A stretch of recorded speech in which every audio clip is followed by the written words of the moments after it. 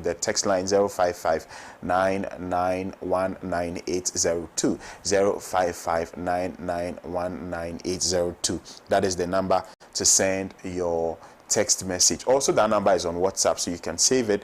Alternatively, you send us a WhatsApp text. We are streaming live on Facebook, so you can as well join us if you can't watch from your television sets. Perhaps you're on your way to work. You can just log on to facebook.com/Pan-African Television. Make sure you join us, like, comment, and share so that others can also join in the conversation. I've been joined by Abu Bakman of the Movement for Change. Abu, good morning. Yeah, good morning. It's been a while. I trust you're well. It's been a while, a long while. Yeah. In the last program I was on with Fred? Yeah, and that was the last one. That was the last program. Then it's because even Fred himself, it's been a while. He came on the show.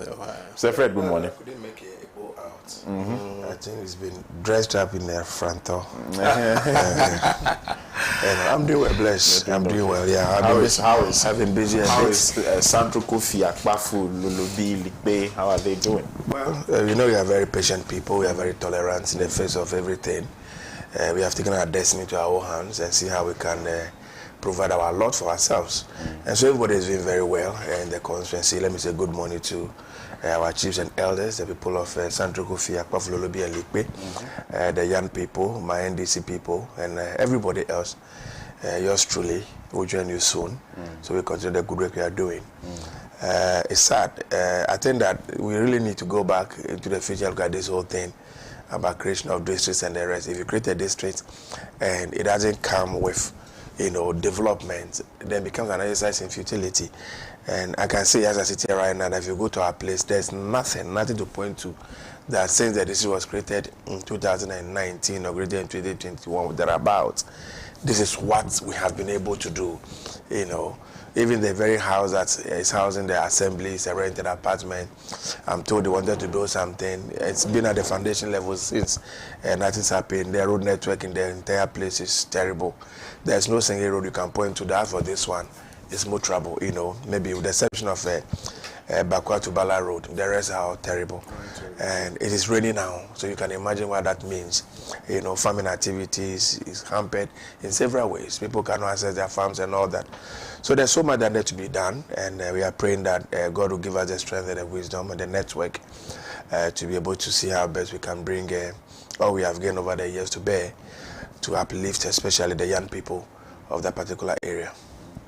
Right. So on September 16, a release came that SAL, that is the Guan constituency, has been duly created and officially constitutionally recognized as a constituency on its own. Yeah. How does that make you feel? Yeah, well, it makes feeling.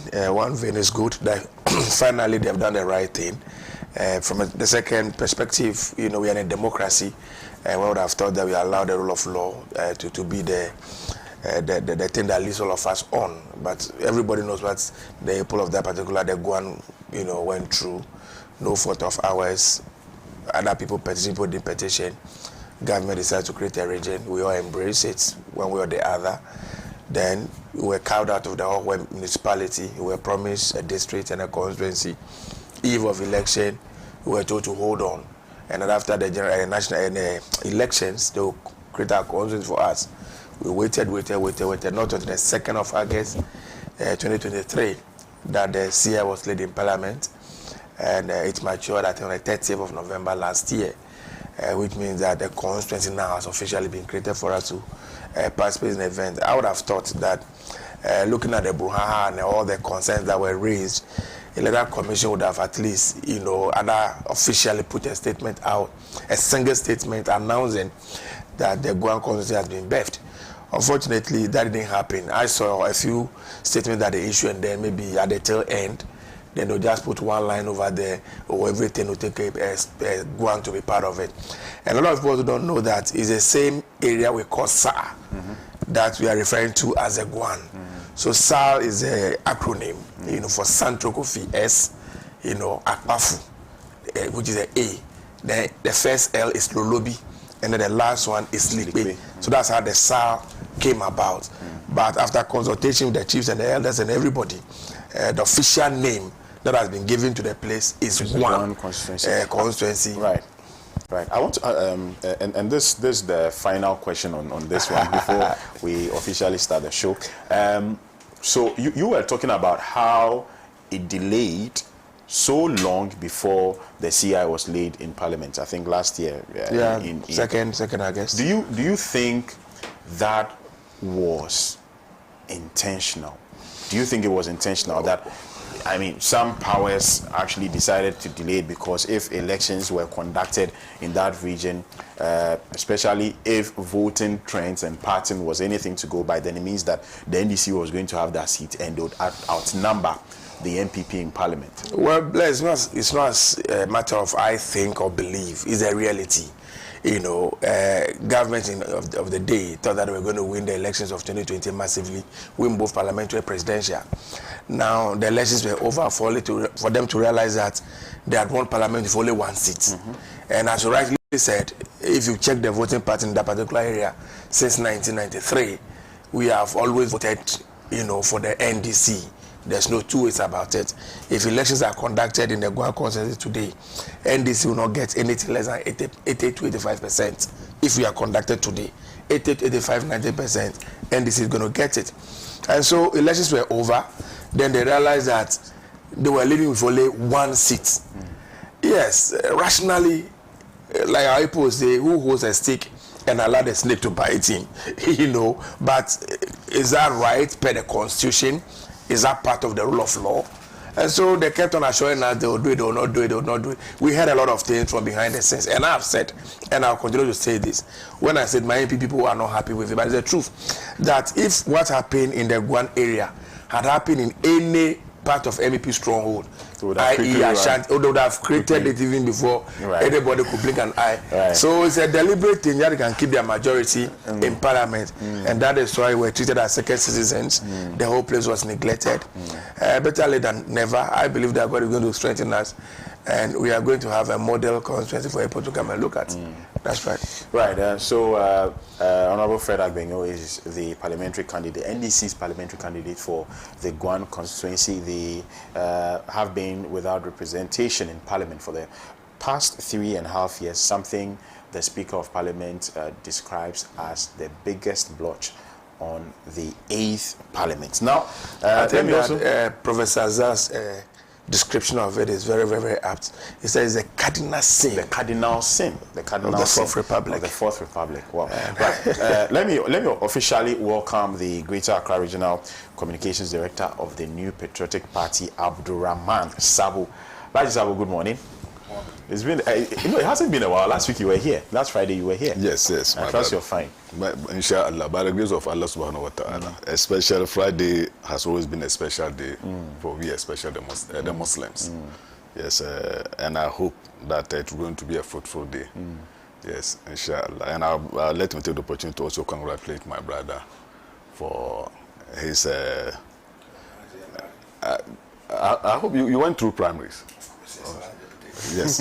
Yeah, no, because it's newly created, I thought maybe you came to this and then... no. I'm not surprised. I'm not surprised you are made the candidate of that place.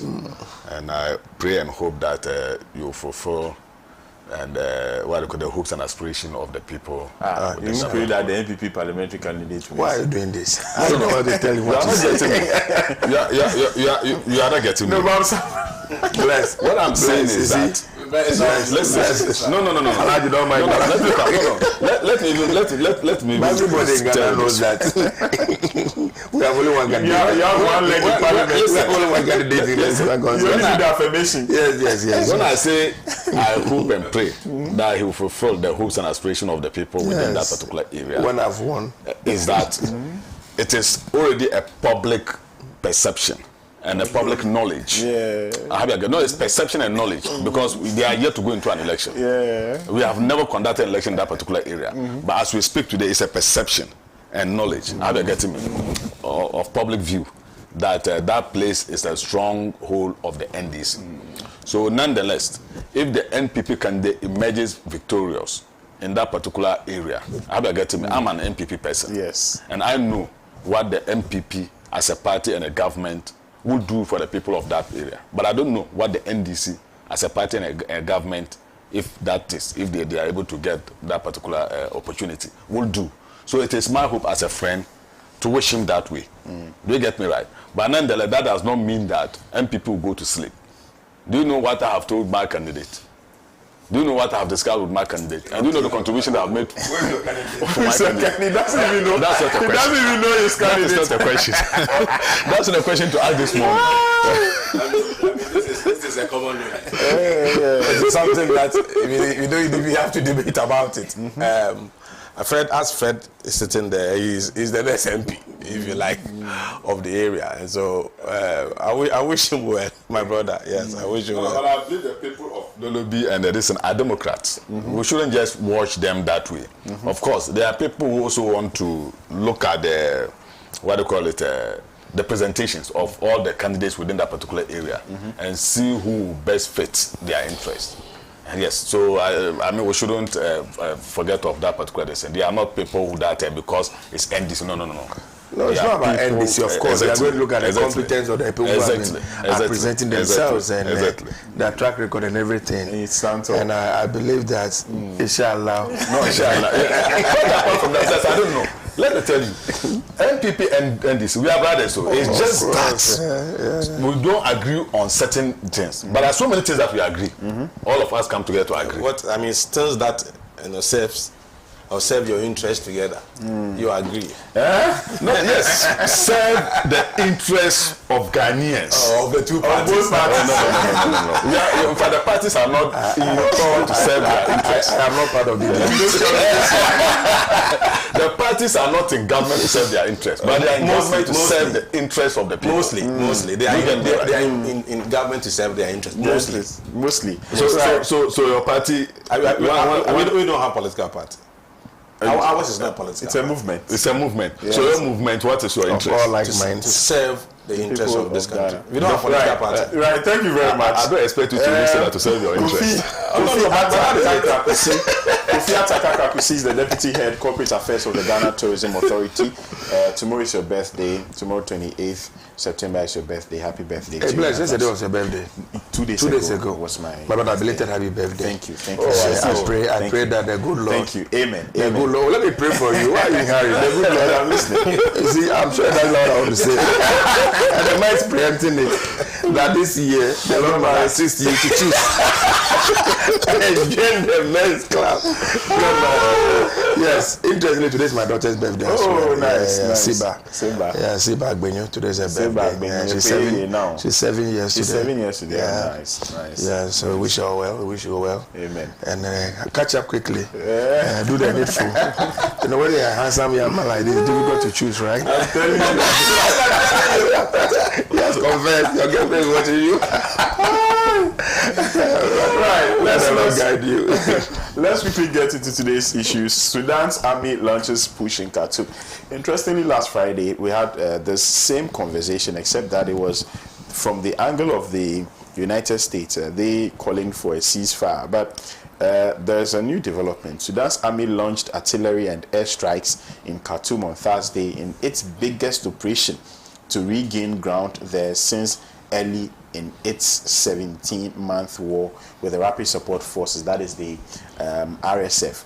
Witnesses and military sources said the push by the army, which lost control of most of the capital at the start of the conflict, came ahead of an address by its commander, General Abdel Fattah al-Burhan, at the United Nations General Assembly in New York later in the day. Witnesses reported heavy bombardments and clashes as army troops tried to cross bridges across the Nile, connecting the three adjoining cities that make up the greater capital Khartoum, Omdurman, and Bari. Army sources said their forces had crossed bridges in Khartoum and Bari. The RSF told Reuters it had thwarted the army's attempt to cross two bridges to Khartoum. Reuters could not independently confirm the accounts, though the army retook some ground in Omdurman early this year. It depends mostly on artillery and airstrikes and has been unable to dislodge nimble RSF ground forces embedded in other parts of the capital. It's a long story, but I'll end it here. This is a story that I think all of us here on this panel are very much abreast of. Happenings in Sudan, the several thousands of people who have died as a result of the fight between the Sudanese army and the paramilitary forces, and also the sort of devastation that it has caused, the hunger, the displacement of people having to rely on eating peanut shells and other unwholesome things just to survive. It's a big issue. We've also eating of the peanut shell is not in Sudan. That one is in South. Oh, okay. South Sudan is food. Yes. So yes, but it's the same place. No, South Sudan is different from Sudan. Yes. So the eating of the peanut is in South Sudan. No, it's in Sudan. Now they are the ones who worry. South Sudan is a bit peaceful. Sudan, South Sudan, they broke away. They broke away. So it's Sudan where the rapid support forces and then the Sudanese army, they are fighting, and then there's a whole lot happening. I think over this, I understand several thousands of people. I'm not that, but let's get it clear. My memory had just served me right. South Sudan is not as a result of war, but I think that there's some sort of a drought. It's the same hunger. It's the same Sudan. There's drought, there's war, yes. No food. Yes, there's war, hunger in Sudan. Yes, because Sudan, I can't recall anything like they eating. Oh, they are. But South Sudan, that I'm aware that they are eating. They are even denying them of aid from the UN and co. Even somebody from the UN actually had to even died. So this is the story, and this is 15 July. More than half the population in Sudan, 25.6 million people, are experiencing crisis levels of hunger, while thousands of refugees in neighboring countries are struggling to feed their children. So it's the same Sudan place where the war is happening, and of course it comes with it. It comes with it. Once there's a war, there's going to be hunger and all this. But I'm again starting with you. Before the show started, we're already having conversations with regards to the influence and the interest of US, especially in matters like this. Yes. Let me take the opportunity to say good morning to our cherished viewers, and then a good morning to my two brothers, Fred and Ebo. Me and you, that we come from the same. I'm also a Fanti man. Although I'm a Dogomba. Yes, but born in a few Kuma. Yes. I think, and of course, let me say good morning to the communication team of the Greater Accra region and my able chairman and secretary. Yes, Bless, I think last week we discussed this particular issue like you rightly mentioned. And I clearly indicated that I was a bit surprised that it is the US that is calling for this particular negotiations. And I said so because if you look at the beginning of the whole thing, US was deeply involved in the whole thing, and of course they were with the is it R something the rebels? Is it RF? RSF. Rapid Support Forces. So I'm not surprised it is the government forces who have decided to pull out of the whole thing and then launches attack. And if you look at the report very critically, it indicates that in fact they've launched a very offensive attack. And as we speak today, if Sudan is visible wherever you find yourself, you can see black smoke actually coming out of the capital Khartoum. And they are making advances. In fact, they are actually pushing, and they have no intention of returning. And like you read in the thing, they have made several attempts to cross some bridges to advance to the rebels held areas and the rest. Yes, this sometime when you are narrating this story or when you are trying to go through it, it looks like a movie. But however, if you look at the people, especially civilians, women and children, who are caught up in this, fire, then that is where you begin to think deeply. Because The report as at last week that over 80,000 people are being displaced. Is that not it? Yeah. And over 12,000 people dead. Yeah. So you can imagine. It's 8 million people have displaced. 8 million, rather. 8 million. Wow. No, but last week. Yeah, I think, yeah. I think, yeah. Yeah, I think we got the figures wrong last week. It's 8 million. It's 8 million. Yeah. So you can imagine, 8 million. Oh. Let's even assume that if they say even 100 people, and you are among the 100 people displaced. I mean, sometimes people will not get it right. Like, for instance, all of us here, you have your home, you have your family, you have your friends, you have your work, you go about your distance, and all of a sudden, you find yourself in Togo. You don't know anybody in Togo. You've never been to Togo. Yeah. You don't have anything to do in Togo. You've not gone with any penny. This is the kind of displacement that we are talking about. Not that like taking your family and your children, go and board bars and take your things, and then you go and then you can still have access to your accounts and everything. No. This one you are totally cut off from whatever that you were doing or whatever you were actually enjoying. You are totally cut off, and you are now living on the benevolence of strangers. People who don't even know you at all, but just for act of kindness, they may try to help you or that sort. And quite apart from that, the danger is also that these displaced people, some of them may fall into wrong hands. By the time they will return, they will not even return for anything good. They may even return worse off. And that will also go in a long way to also deepen the woes of Sudan. So I think in whatever way that we are seeing it, whether it is the rebel who are gaining grounds or it is the government forces who are gaining grounds, I don't think the story is good for our brothers and sisters in Sudan.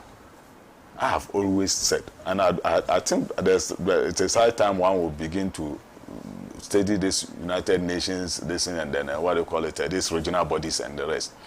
AU, United Nations, and of course Sudan is in North Africa, and the North African district. I don't know exactly what and so they we are will doing continue as to see we both speak SAF and the RSF fight over that to territory, save lives even if they win and and lose other properties in this territories around the particular country. area. Sudan is One thing of this nature also happen. Mostly, the hard-working and well-meaning citizens are those who are displaced, and those who, forgive me for lack of better language, those who didn't even have anything to do in the country and even lost hope are the people who normally take the front stage. And of course, you agree with me, said people already don't have any good intention for the country. So all that they do is to amass wealth within this particular period for themselves and what have you. And as a continent, whether we like, even in fact, I think Asia is even much affected by this displacement than even Africa. Because like they rather move into Saudi Arabia, what do you call it, Dubai, yes, those areas, more than coming down to the sub-Saharan. Though Ghana has already gotten a fair share of the Sudanese refugees in the country here. And you can imagine the rippling effect. Already, I mean, we also have our own issues. We also, especially, I mean, the rate at which our population is growing now. Now, I think we are around 32 million. Am I right? Yeah. 33. 33 million. Yeah. Yes. Okay. So you can imagine, and all this influx of people. So it is not something that is for only the people of Sudan. It is a matter of concern to all of us as a continent, and of course as a globe.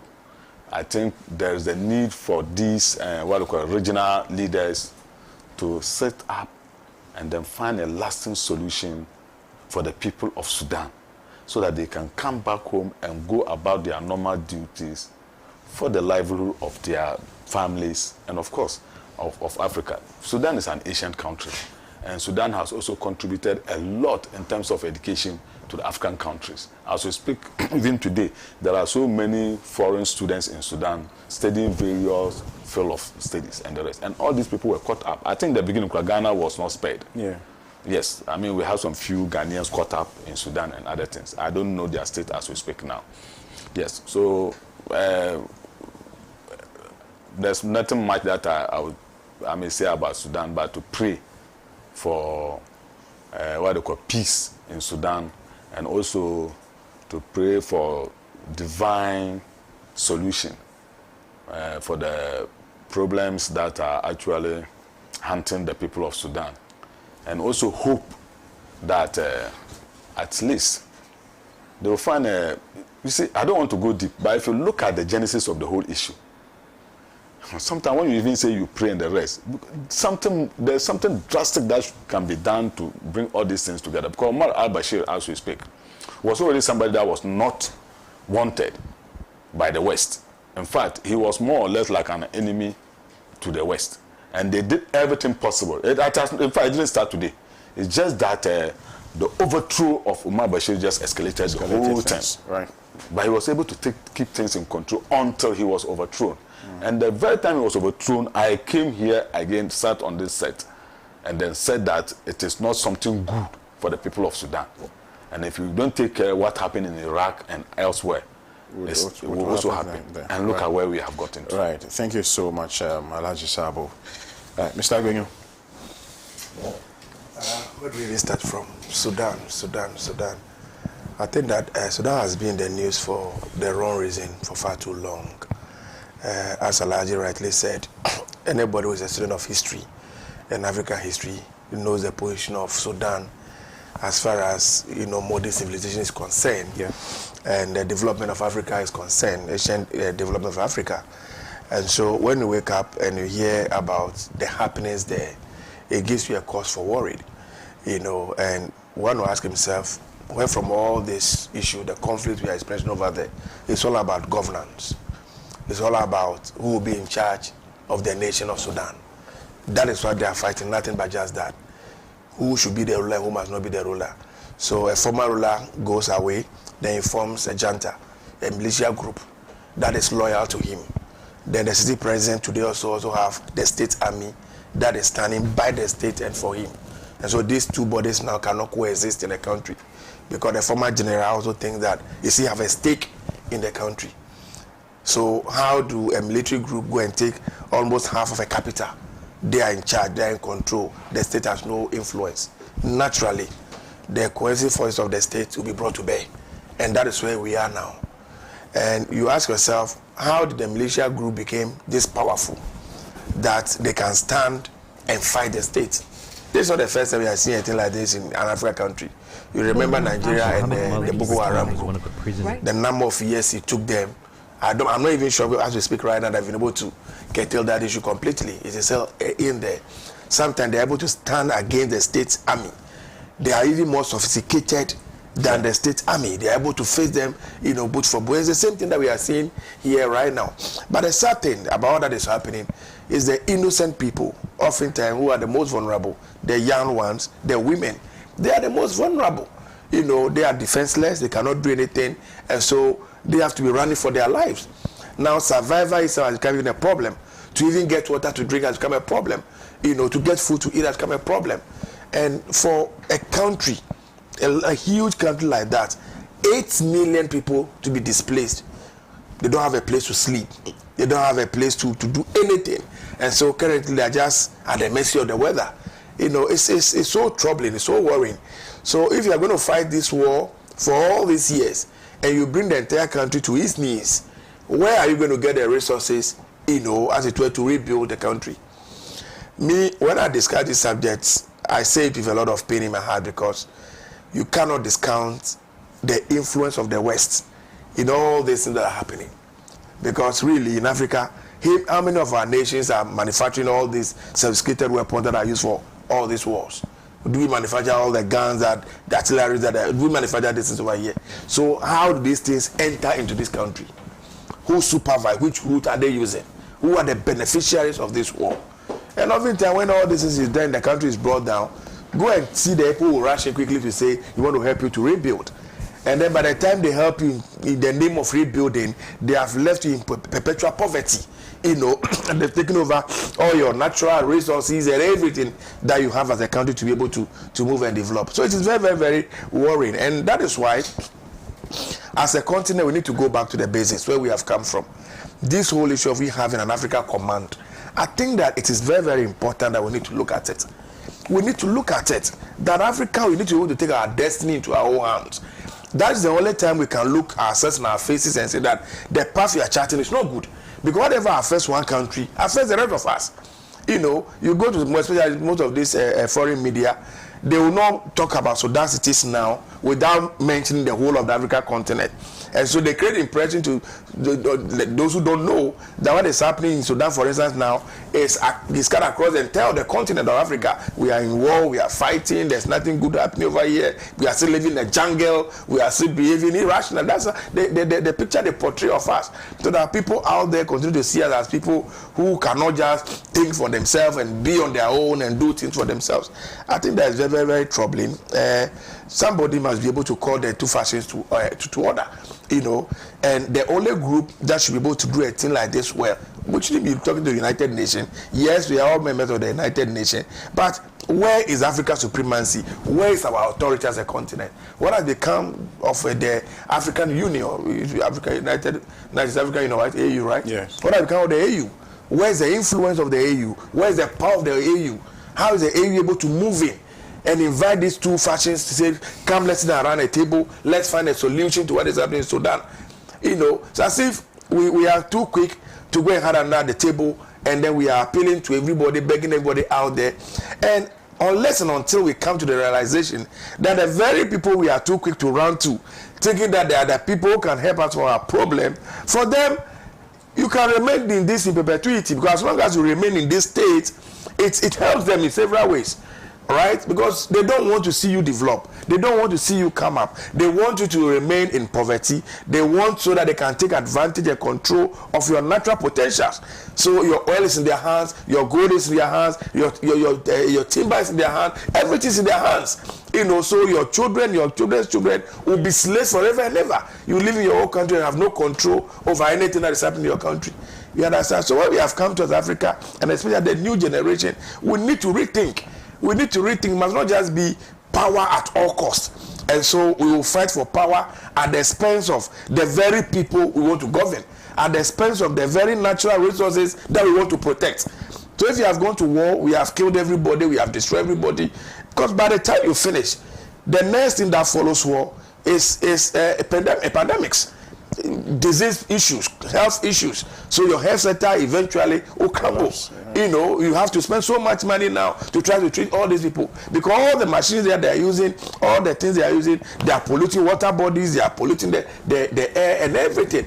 And so it is diverse. Look at the pictures that you see on the TV set. Go to the hospitals. People cannot even get a bed to sleep on now. People look at all these things. You understand? So we really need to take our destinies to our hands as a continent and as a people. We need to realize that, hey, there's nobody out there who thinks too good about you and who wants to see you succeed. And until we come to that understanding and stop thinking that these are partners in development, these and that, who said they are interested in your development? Who said they want to partner you? They want to take advantage of your unwillingness to live up to expectation and do the right things for yourself. They want to exploit you. For them, you must remain in where you are. And so I'm begging, somebody should be able to call the two factions to order. Somebody should be able to call the leadership of the factions to a round table and say, please, let's stop what is happening in Sudan. It's affecting all of us. Because whichever way, several countries are trading with them. Now, one thing has happened, it affected even trade and everything. Not too long ago in Ghana here, we had our own experience when all the things that are happening in the Sahara region of Burkina Faso, Mali, and what's the name? Niger, everything that are happening. Even onions that were coming, we all know that majority of our onions come from Niger and the rest. And so once the borders were closed and nothing could go and come, we also suffered the consequences. We live in a country today where even contumely is coming from Burkina Faso, right? You know, tomatoes is coming from Burkina Faso and the rest. So anytime there's fire there, it affects even your ability to survive. Today we are told in Ghana here that there's drought, there's no rain, we are going to suffer, we're not going to have cereals and the rest. And where we are targeting now is those regions.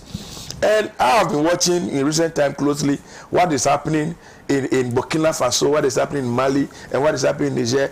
I pray that gradually it doesn't influence, you know, the thinking as well as the young people on the sub-region. Because it appears some good things are happening over there. It appears the people who are taking over are really changing things and moving. Go back to Burkina Faso, see what is happening in their health sector, in road infrastructure, in the even educational sector. Every facet of their society, you can see some improvement, some energy. You know, a young man who has been able to rally the entire continent, a country, and then they are moving. You know, and so for me, I think that we have largely come to a conclusion that the best system of governance is democracy. As to if we, especially in Ghana, abide the right form of democracy, or we just went out there and picked something and imposed on ourselves, when we don't have the structures for it to flourish, is something we need to look at.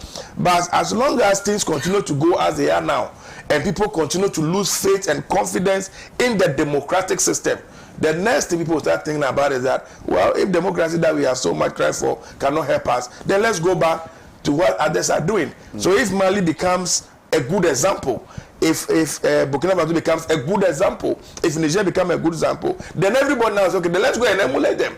And we know the path from which they are. And I don't think that looking at our history, where we have come from as a nation, is a path we want to traverse on again. But those of us who are the forefront of affairs must reassure our people, must give hope to the people. And the only way we can solve what is happening in Sudan and all that, if the young people are engaged, they are working, they are going about, I don't think that they will agree to become militias who will only be terrorizing their own people, killing their own people, raping people here and there, and bringing the country down.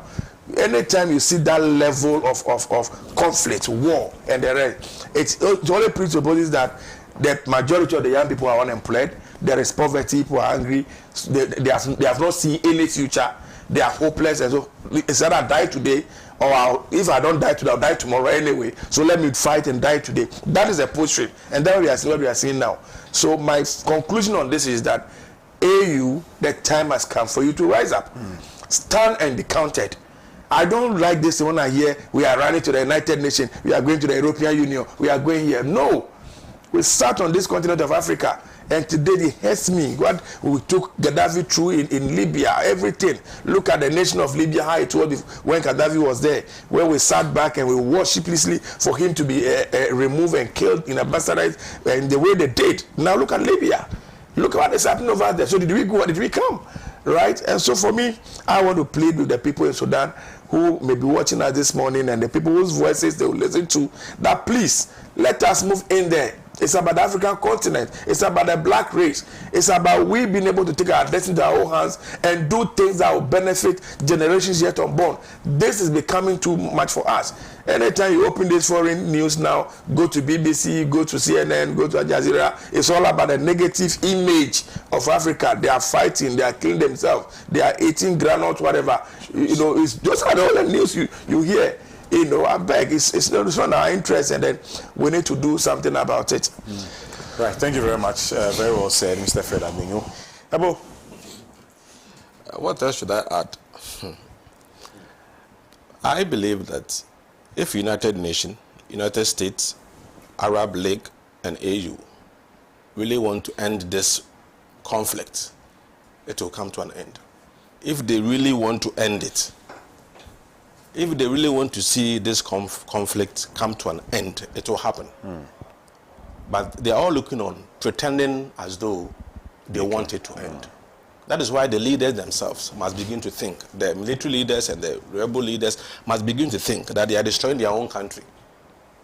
My worry is how the humanitarian crisis has escalated.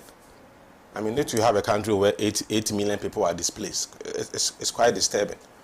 And for me, if the leaders themselves cannot reason, think that they have a country to protect, they have a country to keep, then what else can we say? So we can only pray for them that this conflict will one day they will wake up to the realization that what they are doing to themselves is not good. And so they would want to chart a new path. Apart from that, What else can we say? Right, thank you very much, Abu Bakman. You too can share your opinions and your thoughts with us. We are live on Facebook, like earlier stated, also on YouTube. You can join us. The text line very active. Make sure you send in your messages. I'll read them as the show progresses. I see I've received quite a number of them already, but let's move on. Let's proceed to an interesting topic for today's conversation. We are coming back to Ghana. The Electoral Commission and the NDC, the National Democratic Congress, they've been at war. And the question is the voters register. The premise is very dangerous. Is the Electoral Commission against Ghana? Well, not NDC. Well, whether or not the voters register, is to be audited or not. But the EC came out yesterday. They came to reply the NDC. Do you remember on the 17th of September, the NDC went or embarked on a nationwide protest across all the district offices of the Electoral Commission to ask that they audit the register, owing to some, anomalies they had detected in the register. The EC is saying that it is premature. There are 71 days more to election 2024. 71 days. So the EC is telling them that they still haven't exhausted. Let me read exactly what the EC is saying. The Electoral Commission has described as premature the National Democratic Congress's demand for an audit of the Provisional Voters Register and the Commission's IT system. The Commission said it has a robust, well-grounded and time-tested procedures it follows to prepare a final register for the purpose of public elections in the country, and that the process was not concluded. In a statement signed by the chairperson of the commission, Mrs. Jane Mensah, in response to the September 17 petition of the party for the audit, the commission said the opposition party has not exhausted the existing legal and administrative processes for cleaning the register. The process the commission enumerated starts with registration of voters and exhibition of the provisional voters register to allow for inspection and correction of discrepancies.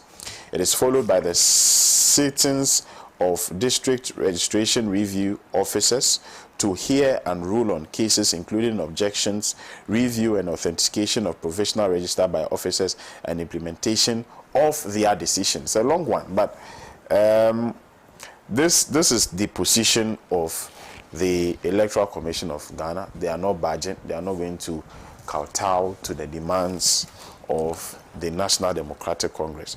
I know the Movement for Change has also written.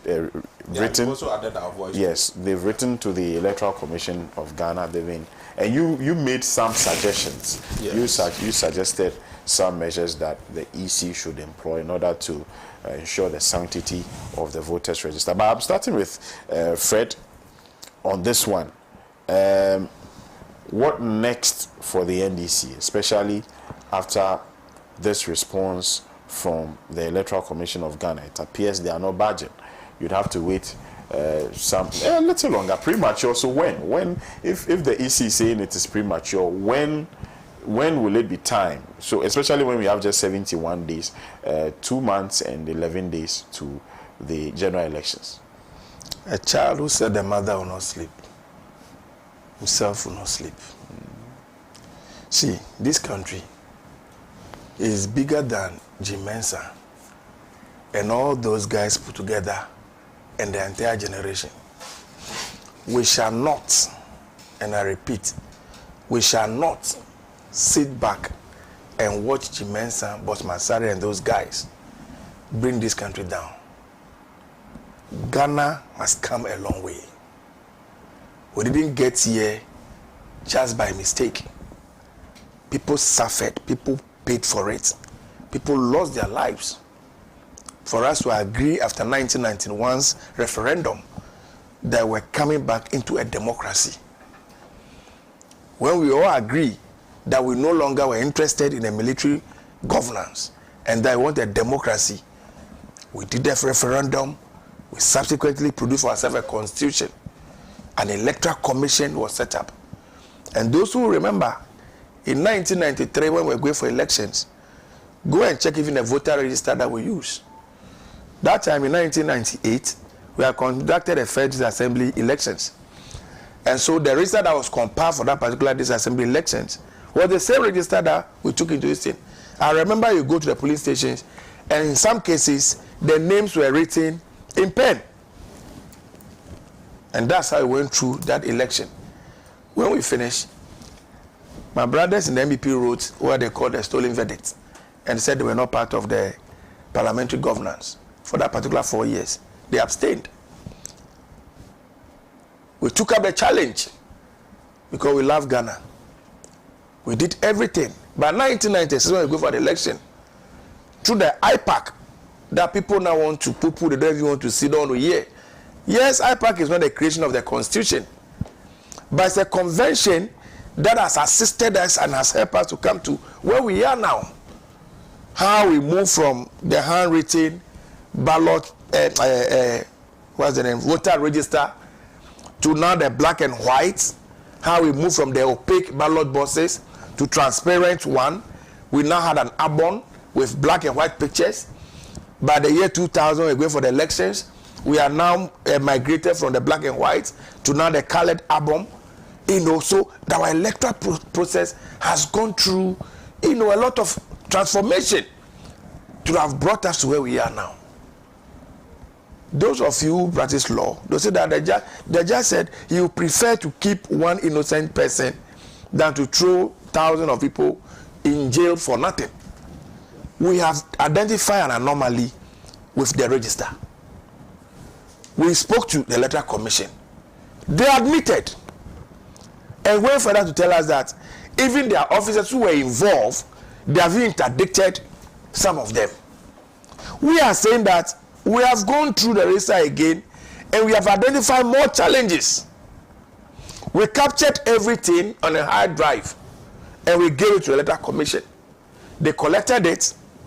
I suspect either they put it under a desk or a carpet. Nobody will attend to it.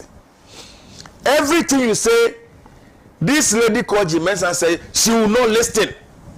She's a Jemai. Ghana belongs to her. Because today when she's moving around, she has a military working with her. When you go to the house, the military men are panning food in the house. When she moves her lady's back, the military men are holding the lady's back. So for her, she's so secure and so protected, she doesn't care. Jimenza, a day is coming. Even Okra, today you have the military. So you think you have arrived. You will not listen to anybody. You do what you like. See, let me just read to you a message I received from somebody. My wife had her voter's ID card checked. Unfortunately, her name is not in the register. She registered in Ashaman with the voter's ID number 100100828 with police station code C261407. After checking, we noticed that her name was taken off the register. And when we checked it online with the same ID number, her name changed from Patience Ase to Efia Beniwa, age 28, police station F012902/DA Primary School, Beposo constituency, New Edubiase region, Ashanti region. So this lady registered in Ashama. She was given an ID card bearing her name. She went to check at the electoral commission office at Nashama. Her name was not in the register. So she decided to use the short code that they provided to check if you can get details online. Only to realize that with the same ID number, the name has changed. The district has changed. The region has changed from Greater Accra all the way to Ashanti region. She provided all the details. There is a card. I can show it to your camera if they can capture it. That's a card. That's everything that you checked. Everything has changed. How many of these cases do we have across the country? How many people can get access to us and forward the information to us so we can talk about it on TV? So you sit in the comfort of your office in Accra and you assume that the whole of Ghana is Accra. You assume that everybody in this country can read and write.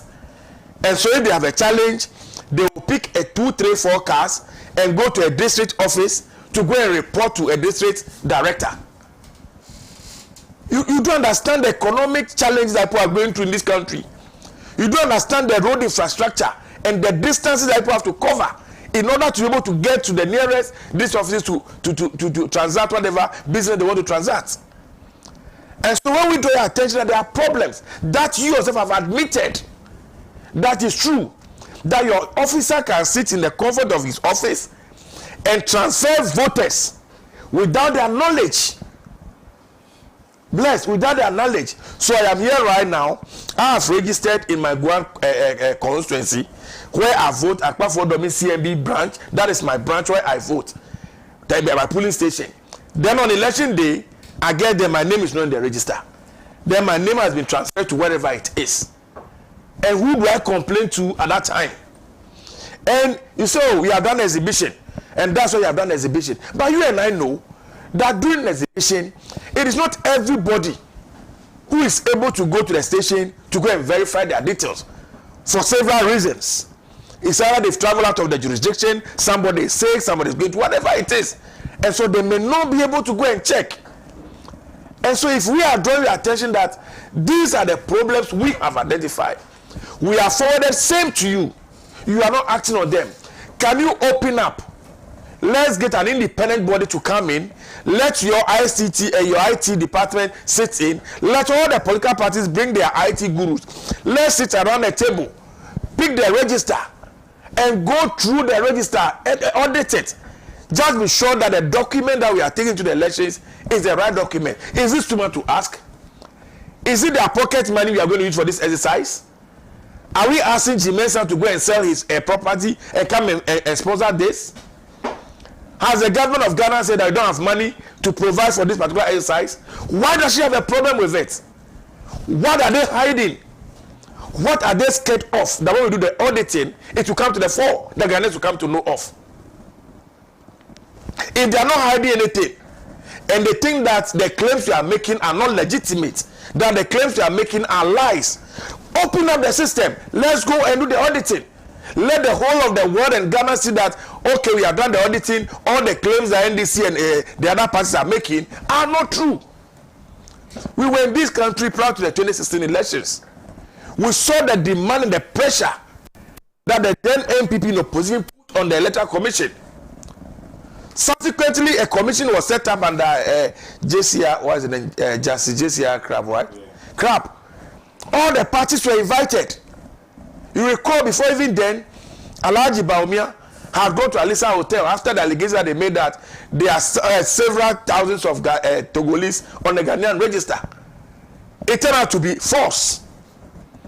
You went to the Supreme Court and said that Ghanaians who registered with the Ghana card is an illegality.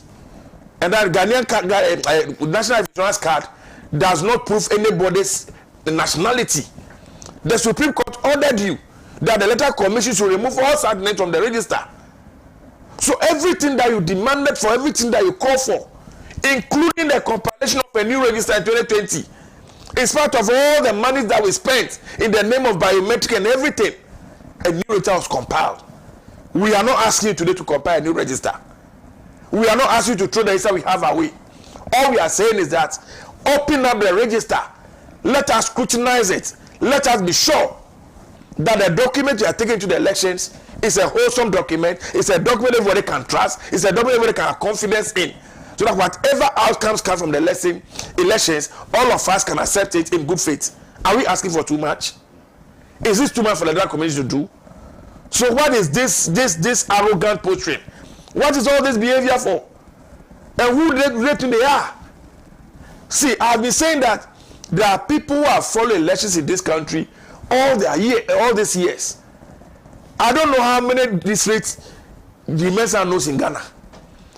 And I sincerely believe that if they understand the terrain, some of these things that they are doing, they will never do it. Some of the things they sit in Accra, and they think Accra is Ghana. And they don't appreciate the challenges that people are going through. Ghana is watching them. The future of our country is on their heads. Woe betides them if anything untoward happens in this year's election. Woe betides them. Today they think they are powerful. Today they think that the state can protect them, can do whatever it is, because they have their allies in power. And I don't blame anybody for all the things that are happening. Go and check, even for all the survey that have been done by Afro Barometer and the rest. The confidence level of Ghanaians Electoral Commission is dwindling by the day. And the reason why where we are today is none other but the president of the Republic himself. It is fair knowledge that the Electoral Commission is supposed to be an independent body. We all know that everybody exercises franchise in our elections. But the perception that Mr. Ebo sitting here is a fractal person alone should deter you from asking him to go and work in a particular place. No matter how neutral I can be, no matter how objective I can be, if tomorrow President Mahama wakes up and says, "Feda, when you go and be a commissioner at the Electoral Commission," will you be happy? Will you accept it? I can say yes, I will be neutral, I will do my work professionally, but to the extent that people know that I am very, very political, I belong to a political party, they can never have confidence in anything I do. And that's why common sense should have told us that the persons we even appoint here should not be persons that are politically tainted. Who doesn't know Boss Masari? Any all of us who attend the University of Ghana, Lagos, don't you know Boss Masari? Did you know what the things they were doing on campus? This guy they have appointed as their ICT director. Don't all of us know his role in MPP? There's a communicator. He's on radio and TV defend the MPP.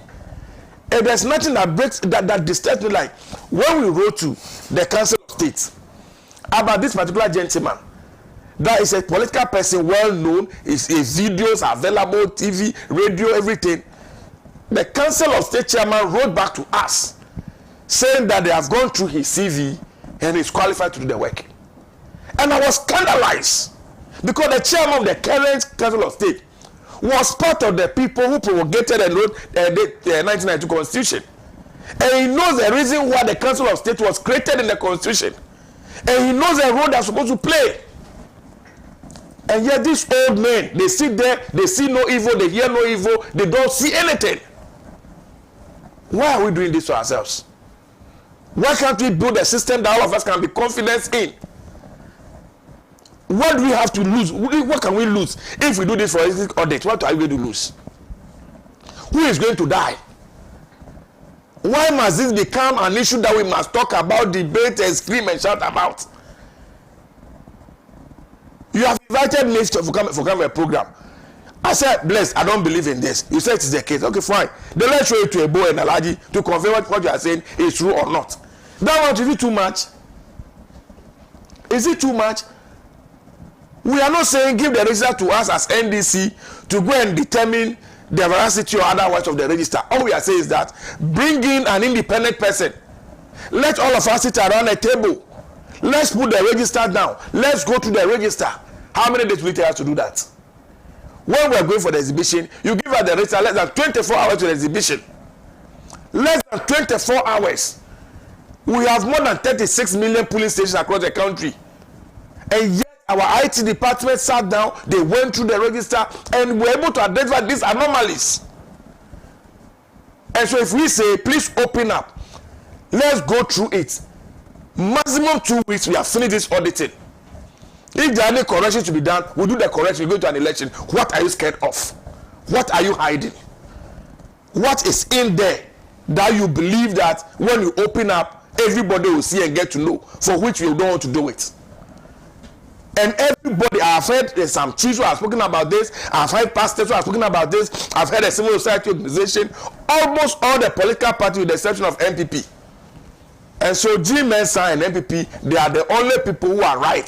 The rest of us Ghanaians, we are wrong. Posterity is watching all of us. And those of us who are political actors, should be very careful.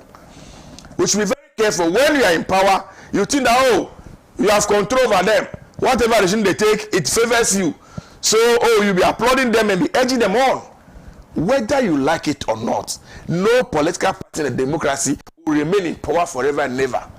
The tables will turn. One day you will be in opposition.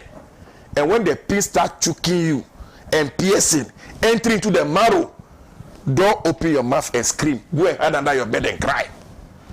I land my case. Thank you very much. A very passionate submission there from the NDC's parliamentary candidate for the Guan constituency. I'll do a few messages. Nzore Kwawaize says, a very good morning to my brother Bless and your panelists. The level of unbridled economic hardship and corruption is unprecedented under this administration and so alarming, posing a threat to our national security. I don't condone coup d'etat, but Burkina Faso is doing well under military rule. While watching you live from Manja Va Half a Sink. All right, thank you. Samuel Edem Kwao says, okay. I'm Samuel Edem Kwao from Medina. Please tell the NDC man Fred that I'm interested in his shirts. Coleman Sapilatu says, good morning. My name is Coleman Sapilatu from Dome Kwabenya. To continue training allowance, press 1. Special greetings to lawyer Michael Kwe Junior, PC for Dome Kwabenya constituency, Honorable Nana Amadou Kwa, PC for Okai Kwe North by Coleman Sapilatu. Nazir Mohammed, good morning, blessed. And to the panelists, I'm convinced that this group at the EC have signed a pact with the NPP to deliver the elections for them at any cost. So they are hell-bent on doing that. In order to do this, they are ready to make it difficult for many people to vote. And if there is confusion, the security forces are on standby to disrupt the elections. These are some of the tricks Sami Uku mentioned. It is said that a wicked leader will be prepared to destroy a nation and rule over the mess. I believe that the cabal are ready to destroy the nation and rule over it in any state just to cover their mismanagement.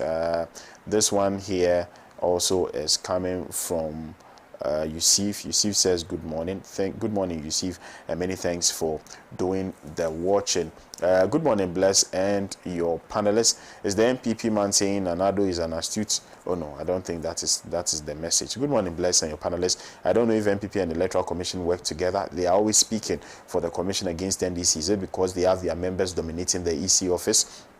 Or they are both planning something that we, the electorates, are not aware of? They should stop the hypocrisy. They are gradually plunging the nation into a chaotic situation. Please do not call, just send a text message. Good morning, Bless. As for Nanado and Dampare, okay, all right, okay. Bless, help me to understand. MPP put the entire blame on His Excellency John Mahama for causing Dumso because he was president at the time. He pledged he would fix the Dumso, and true to his word, he did. Nana Adonanko Akufo-Addo is now president. Galamsey has completely destroyed Ghana's water bodies, which is a war crime in itself. He puts his presidency on the line to stop it, but he has allowed a genocide act to be committed on the Ghanaian people because the water is now poisoned. The MPP say the president is not to blame for it and have once again blamed NDC. So who is the current president? Isn't Akufo-Addo, who has destroyed almost every sector in Ghana? John Mahama is a nation builder who fixes the problems. All right, thank you so much for your message. You didn't tell me your name and where you sent it from. Suhini Zambaga says, good morning, Bless, and your panelists. The EC has one agenda: to rig the upcoming elections and on behalf of the NPP, but God never sleeps, as believed by some in the NPP.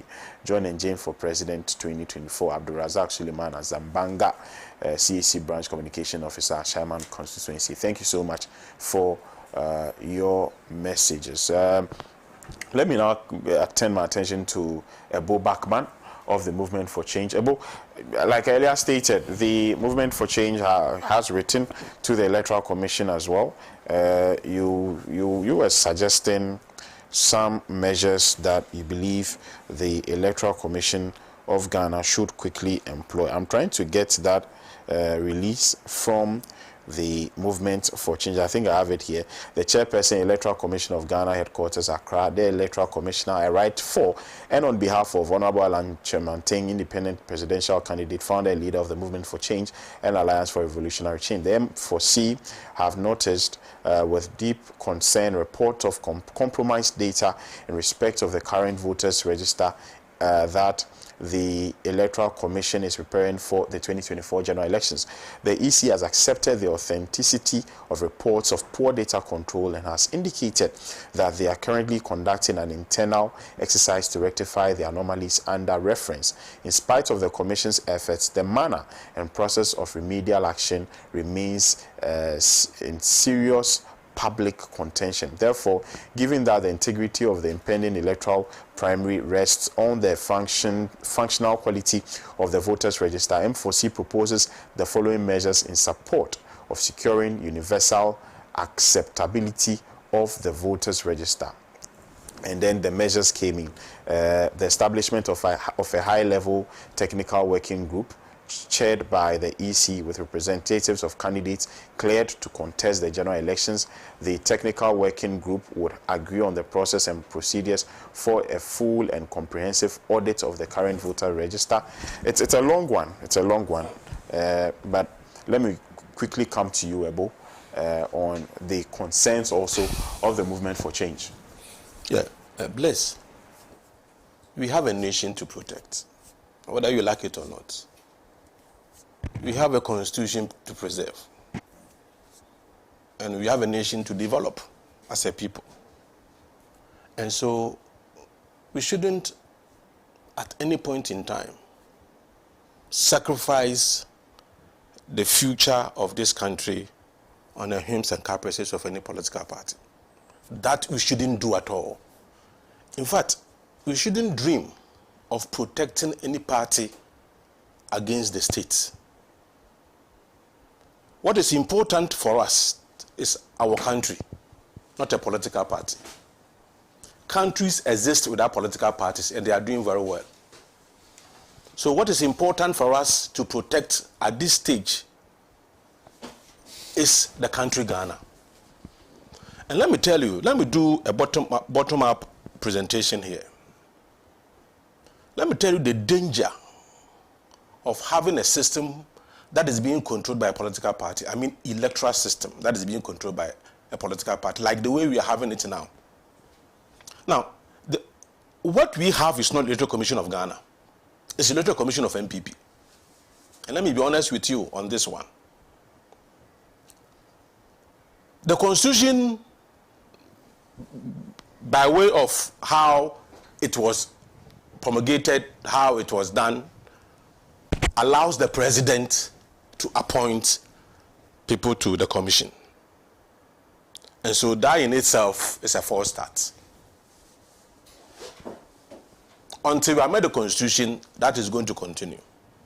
That is why every election, the party in power supports the electoral commission and the parties in opposition are against the electoral commission. It emanates from the constitution. Now, if you have a system, a democratic system, where a political party has so much influence on how the processes work, then we are doomed as a people. Why am I saying so? Bosman Asare, I don't know, Fred, when did you complete University of Ghana? 2008. Okay, Bosman Asare was my mate.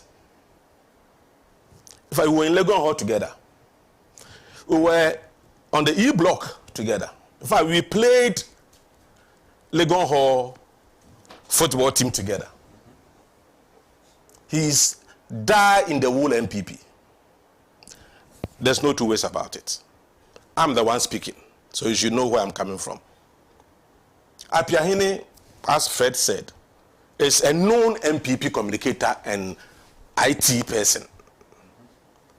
Now, do you know Amfu Kwachi? The late Amfu Kwachi. He was PA to Nanado. He was at a point in time the manager of Statesman newspaper, Nanado's newspaper. He is a cousin of the president, Amfu Kwachi. His son, Yakwachi, has been appointed as consultant, IT consultant to the Electoral Commission. So what are we talking about?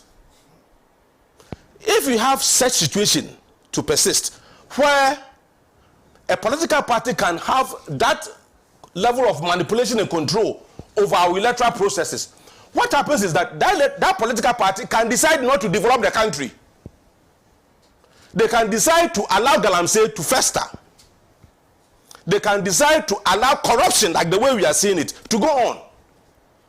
They can run down the economy like the way the economy has been run. They will still win the election. Because not because the people who vote for them, but because they have control over the electoral process. And that is why I said, if you allow that to persist, this country is doomed. We are doomed if you allow it to happen. Because then the basis of determining or judging whether a government is going to win an election, it will not be on the performance of that government. It will be on the fact that the government controls the process.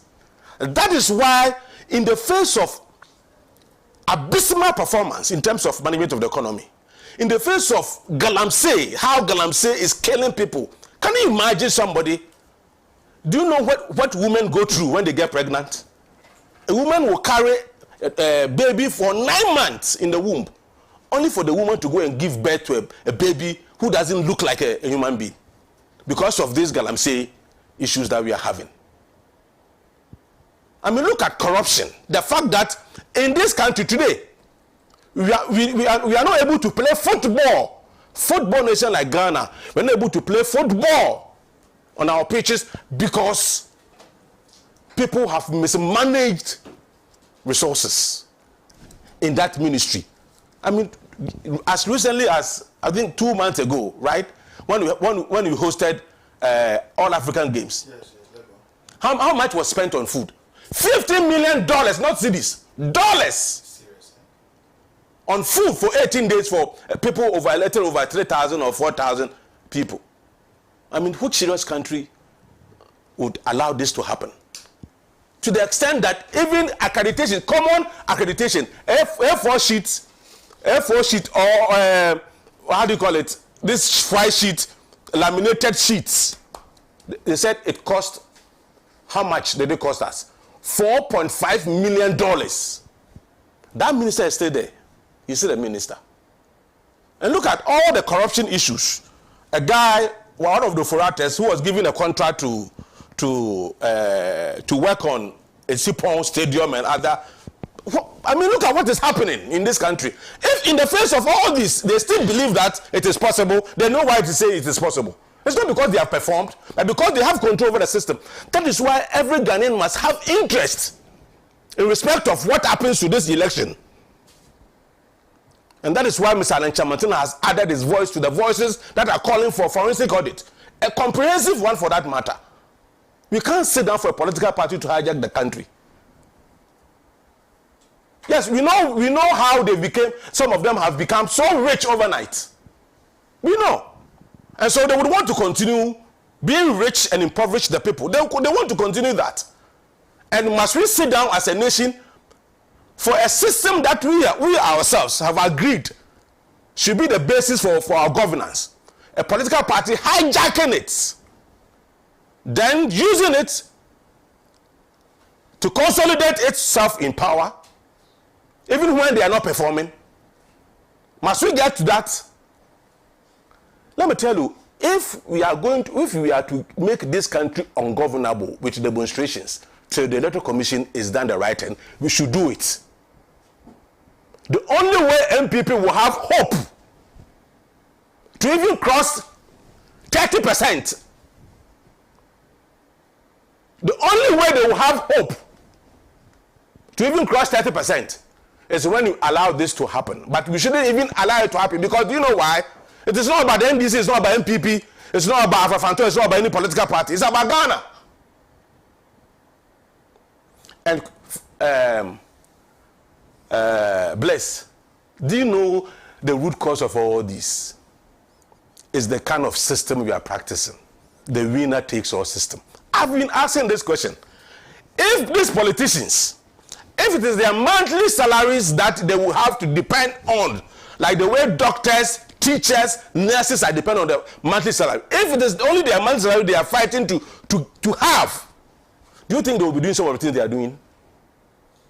Because the winner takes all system allows them to become rich overnight. Because why? They share all the contract for themselves, all the scholarships for themselves, for their children, all the recruitment for themselves, everything for themselves. So one comes 8 years, as we've had in the past, to have everything for that particular political party alone for 8 years.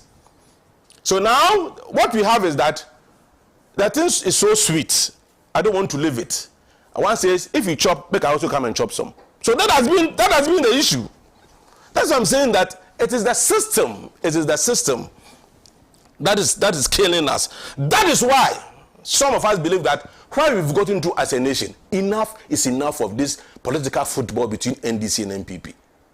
A government that will have a representation of NDC, quality members of NDC, people who will be appointed on the basis of meritocracy, NPP people who will be appointed on the basis of meritocracy, CPP, PNC, all of them. People who are not doing politics. A government of national unity is what will save this country.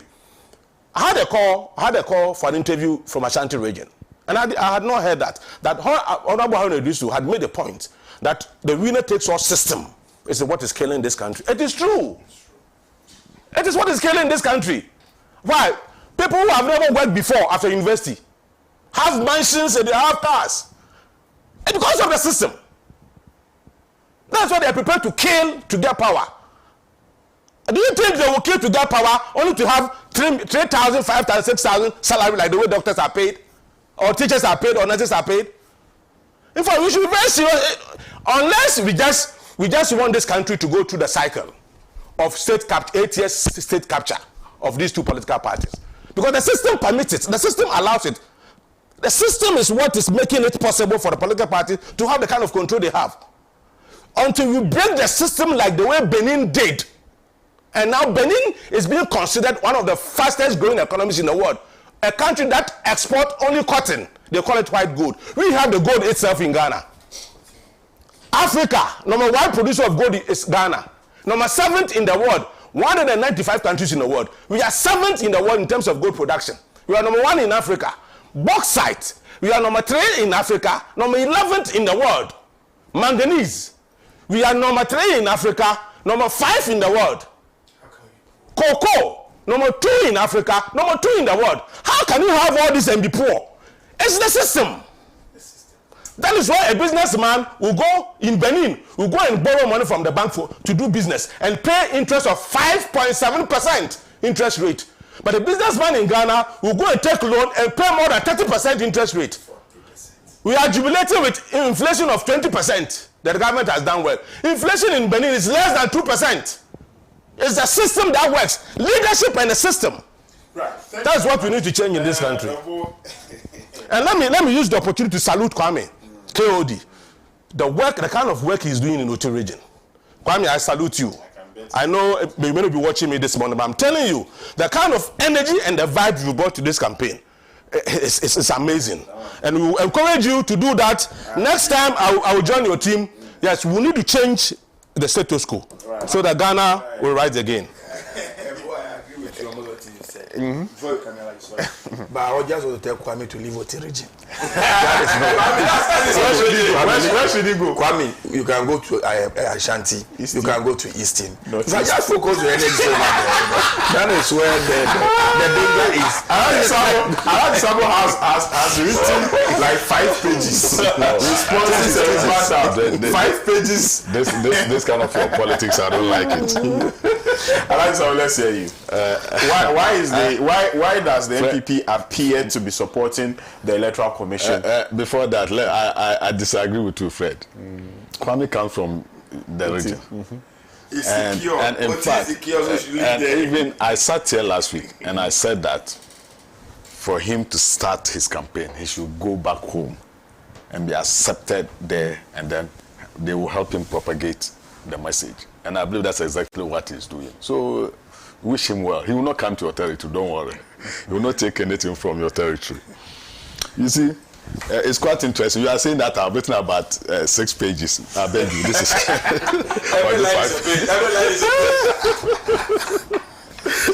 Don't mind him, I know where he's going to. You see, let me just do some few rebuttals. Frankly speaking, I don't know much about the work of the Electoral Commission. But as a citizen, or of course a voter, I know my rights within the work of the Electoral Commission.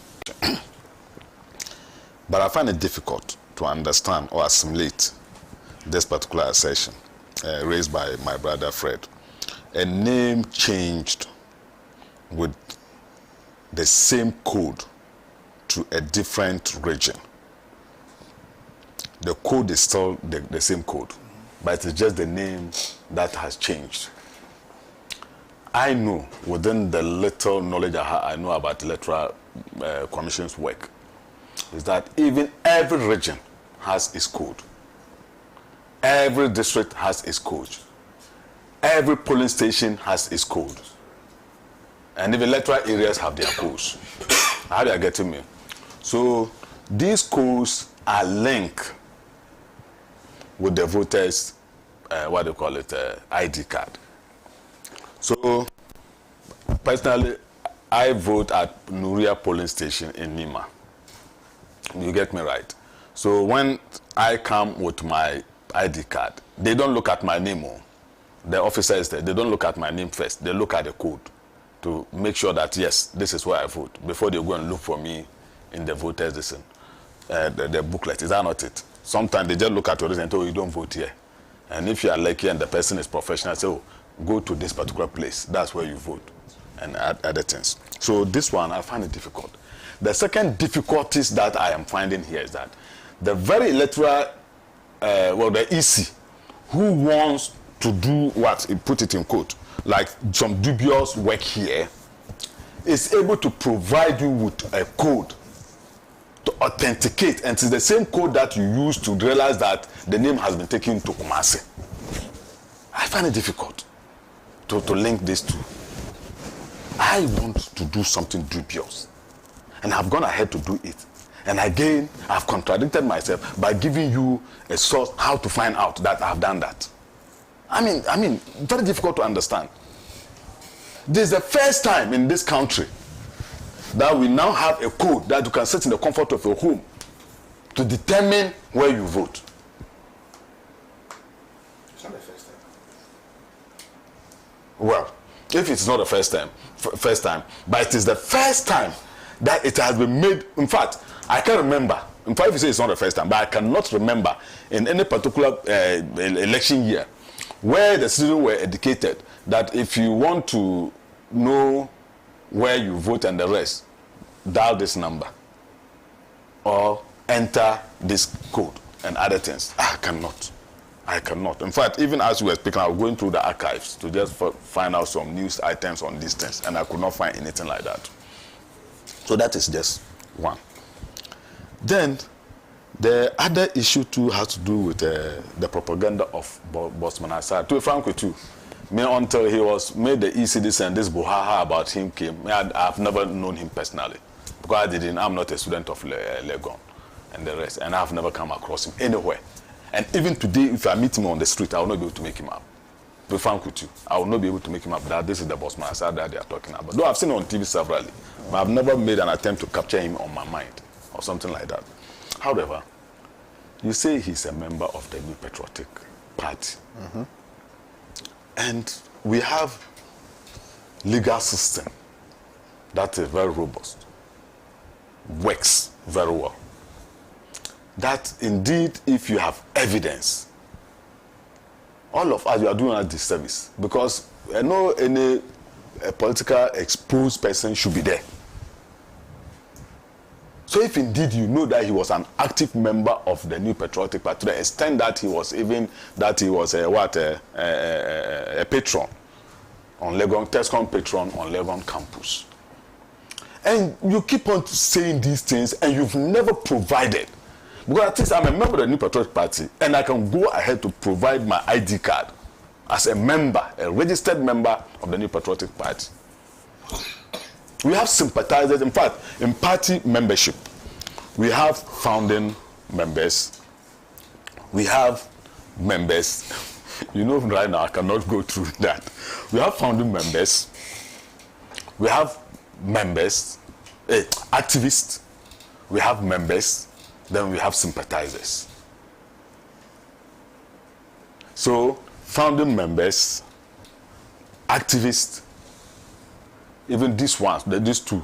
In fact, legally, I'm not a lawyer. Fred, you are a lawyer. I'm not. Oh, I thought you were a lawyer.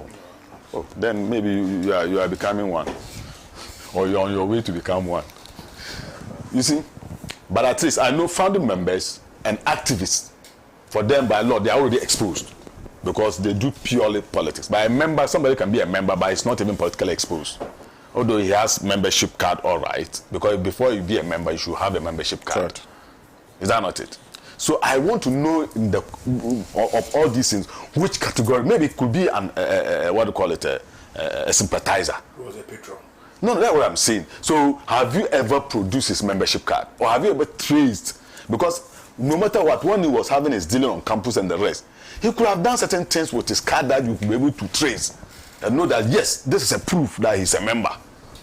Up to date, none of you have ever come out with anything to indicate that indeed this man is a member of the New Patriotic Party.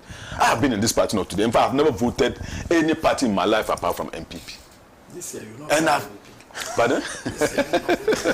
Unfortunately, I'm not registered in your constituency. So you see, so this is another thing that makes me get this. And let me just link it to my brother Ebo with Asari's issue. No, that he also said something. Yes, he was also saying that the only hope for the MPP to cross 30% in this election is the current state of the register. And I find it difficult. In fact, when he said it, I almost burst into laughter.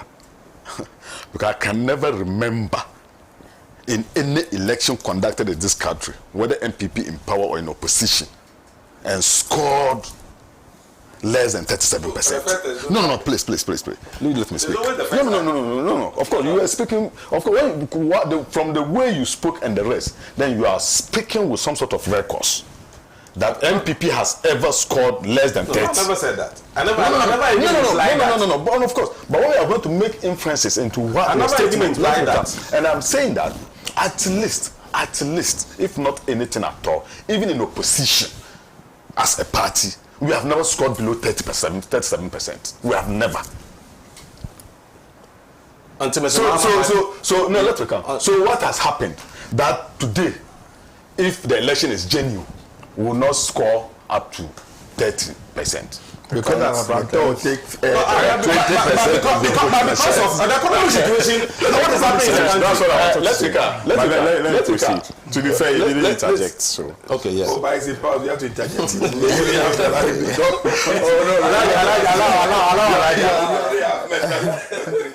you have to you are free to interject. That's okay with me.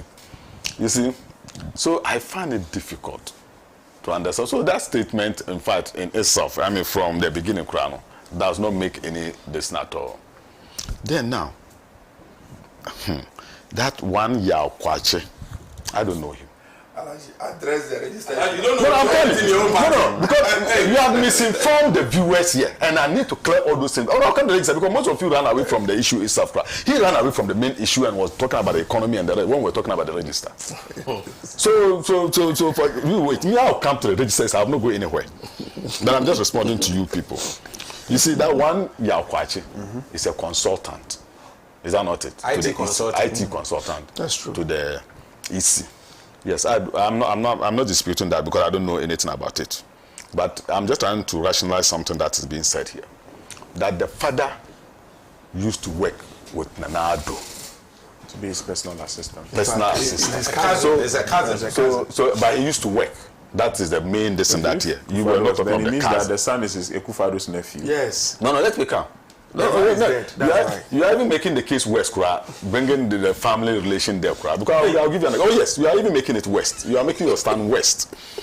You see, whether the father worked with Nana Akufo-Addo or is a cousin to Nana Akufo-Addo, the fact that the father worked with Nana Akufo-Addo does not mean the father is an MPP.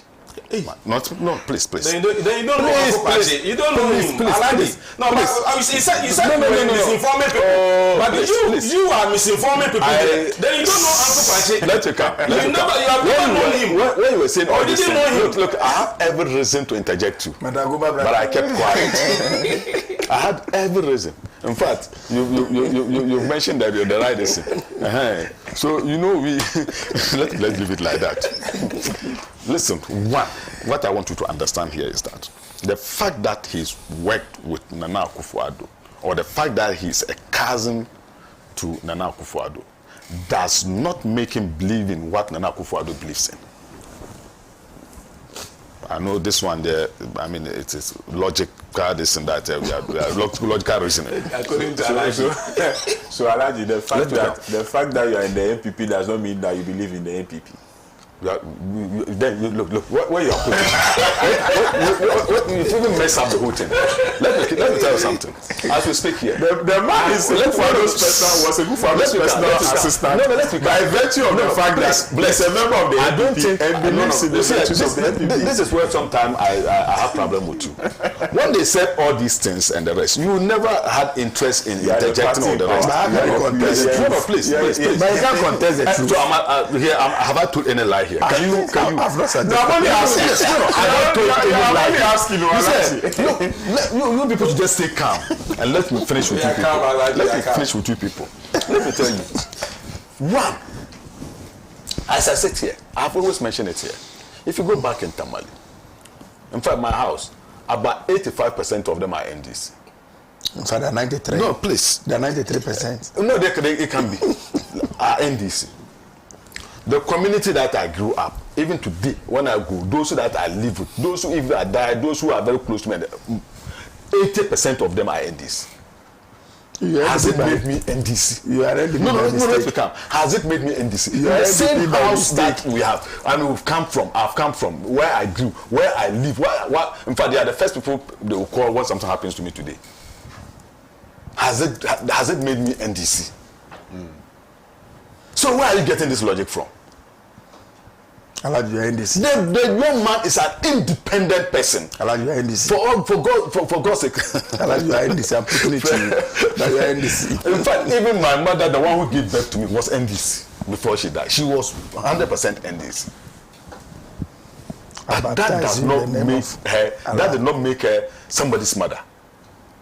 She is still my mother. Even I mean, after her death, she's still my mother. How are you getting me? I get but it has not changed my orientation, my political orientation. So another appointed MPP. So that one, in fact, is a non-starter. Don't try to smear anything around so the I want to ask you a question. Yes. Would the president appoint an NDC person onto the commission? No, Bless, you know what? It's about perception. No? Bless. Yes, exactly. It's about the perception. Exactly. No, all the analogy you have made, it's about the perception.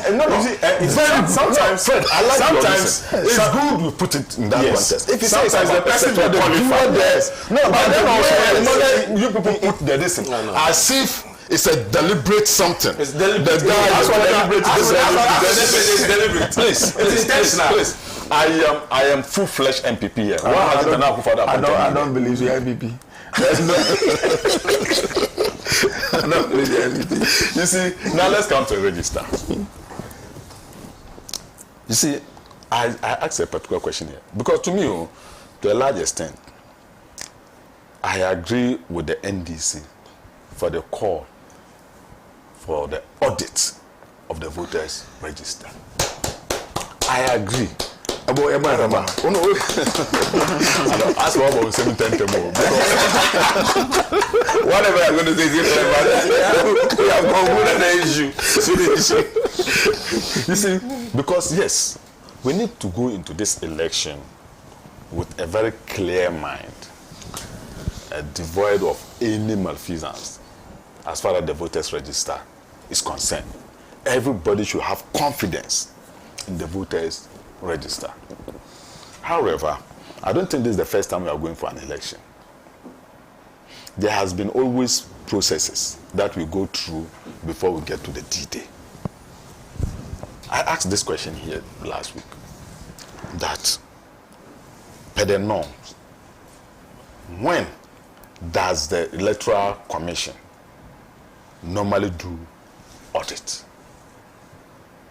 If we are able to get this thing clear, then we can know the current position of the NDC and the EC. And then we as citizens will know how to also intervene in the matter.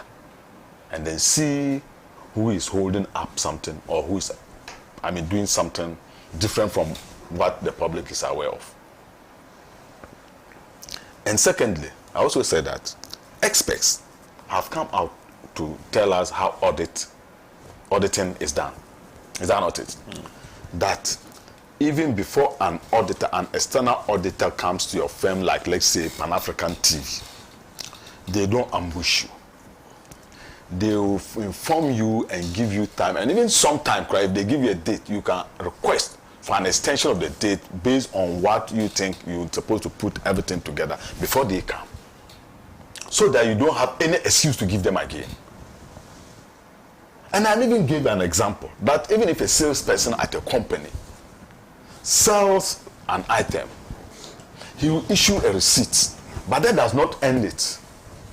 And accountants there should not laugh at me. I don't know much about accounting, but I know there's something called sales book, ledger book, petty cash book, and then what they call it, cash book. The salesperson will then later on transfer all these transactions into all these books for accounting purposes and auditing purposes. So if the auditor did not inform the company that they were coming that very day, and this gentleman have done that and thinking, oh, tomorrow morning when I return to office, I will do these things, and then they come. Does it mean that the young man wanted to steal that money or wanted to put that money into a different account? Of course, definitely you cannot blame that young man that day on that particular issue, because you yourself didn't even inform that you were coming, or he should get his books ready. You come and audit it. So, what the EC, per my understanding, is saying, because we NPP, we are also not, do you think we will not audit it? We will also audit the voters register. Hey. Oh, yes. Oh, definitely, because we are not privy to what is actually entirely in the voters register. We need to also know what is there. We need to know. No, yes, don't be looking at me like that. I don't like the way you are looking at me. We will also audit the voters register. And in fact, if there should have been any party in this country to give assistance to the NDC on this particular call, it should have been MPP. It should have been the New Patriotic Party giving support to the NDC on this particular decision. Like when my brother Fred started in his preamble, he actually mentioned how far we've come as a country as far as the voters register, electoral processes are concerned. And he even spoke about the paid book, the, what do you call it, register, the way it was. And it is true. It is true. And even it was on print, not even a photograph. However, you agree with me here that about 82%, 83% of the reforms in our electoral process was initiated by the NPP. I disagree. You have ever listened, but you'll be surprised when we go into the figures. You agree. But if it was initiated by NDC, it was accepted by NDC. I didn't say accept. I'm talking about you initiated. I'm speaking English here. I'm saying initiated. Simple. Don't take me to any of this. I said initiated by the NPP. The English you did, I didn't do some. Keep your English. So you see, Ebo, be very careful. Ebo, be very, very careful. So you see, yes, let me warn my brother. We come from the same place, so let me warn him. Yeah. So my problem here is, if you are calling for audit, and they are not saying that they will not do it, but they have not finished putting up their distance together. Let them finish, so that you can even cut them and cut them proper. Because right now, if they should come and do it and say, we told them we've not finished. So how are you blaming us on this? Did we say that we will not work on this? They can even go and tell you the history. This particular register, there were these things, but by the time that we got to the polls, they finished with these things, they corrected this and they corrected this.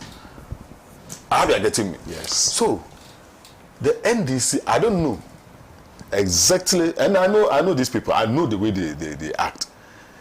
They might have actually also put something in there that they want. No, to be frank with you, I know them very well. They might have put something in there that they want to divert not only the EC's attention, but the general public attention. So that let me come. So that later on, when auditing is done, proper auditing is done, and those things are brought up, the NDC will have now a stand to say that because we call for this and this and this and this, they are now trying to equalize it by bringing these things and this. But that's not true.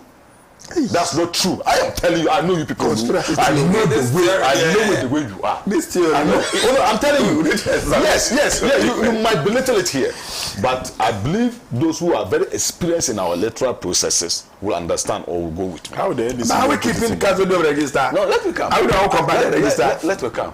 When it comes to agreeing with the EC in this country, it is on record that when we go and check in the archives, the NDC has always worked with the EC in this country severally. I'm telling you, it's on record. In fact, it is on record. John Mahama was saying that the electoral commission, what do you call it, is the best that we have in this country. I see doing Ketia, what. I mean, I cannot remember. They are there. You are a journalist, and you know what I'm talking about.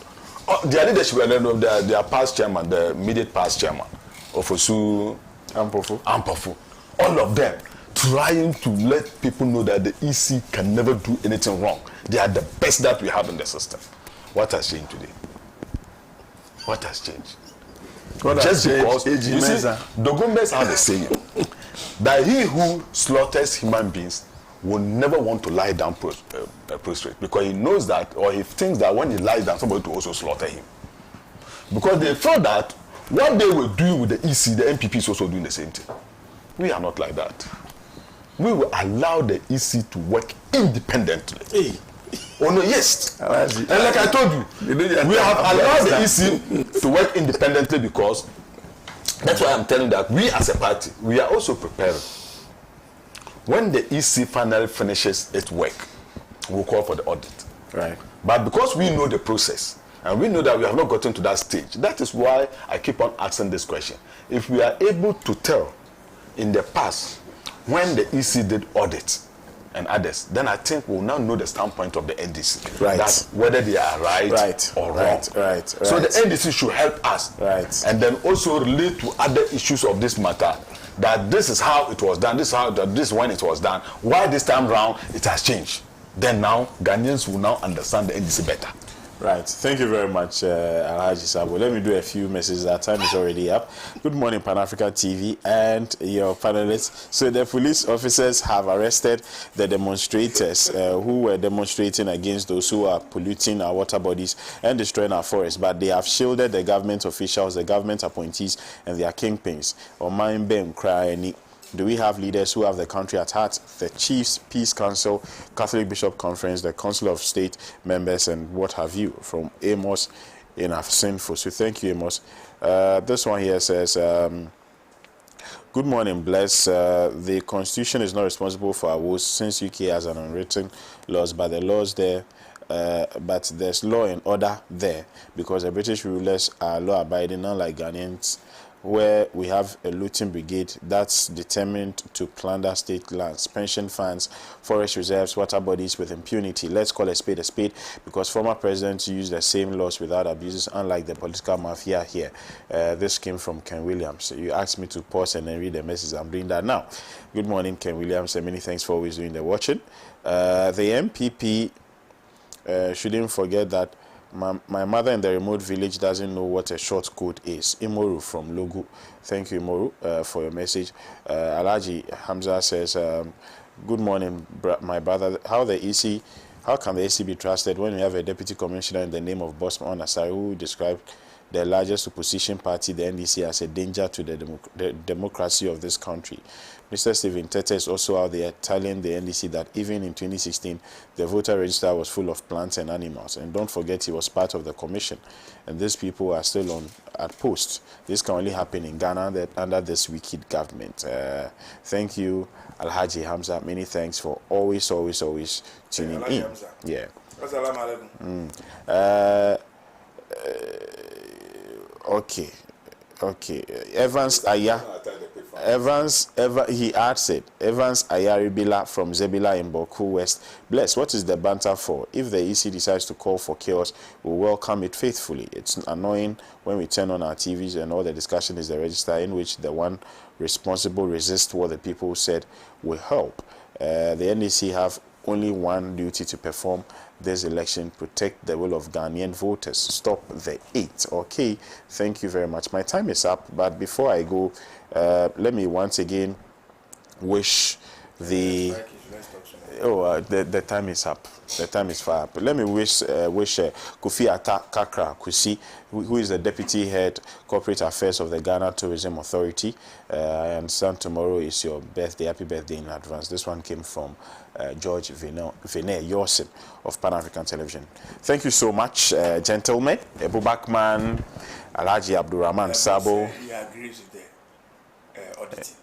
Right. Ebo said. Alhaji also says. Alhaji said he agrees with the auditing. Alhaji said when they are going to do it, they are going to also insist. So everybody has heard it. Everybody has agreed. But is that the position of the Right. party or Alhaji? Right. Thank you so much. Our time is up. Tomorrow is Alhaji and Alhaji at 9 a.m. prompt. Make sure you do what to tune in. Very, very interesting conversations will be had over there. I'll catch you on Monday. Do have a pleasant weekend. Bye-bye.